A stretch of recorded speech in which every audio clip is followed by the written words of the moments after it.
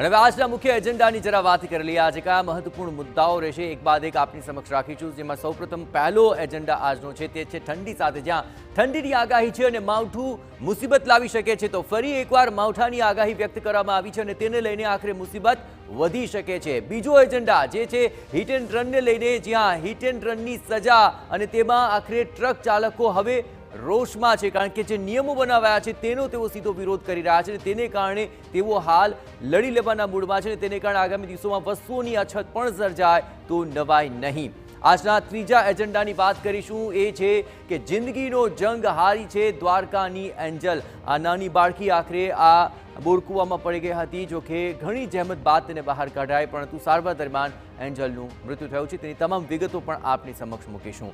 જાપાનની વાત કરીશું આપણા ચોથા એજન્ડામાં, જ્યાં જાપાનમાં ભૂકંપ આવ્યો છે 7.5ની તીવ્રતાનો અને તબાહીના દ્રશ્યો સામે આવી રહ્યા છે। 8 લોકો મૃત્યુ પામ્યા છે, 155 જેટલા નાના મોટા ઝટકા આવ્યા છે। તમામ વિશે પણ વિગતે વાત કરીશું।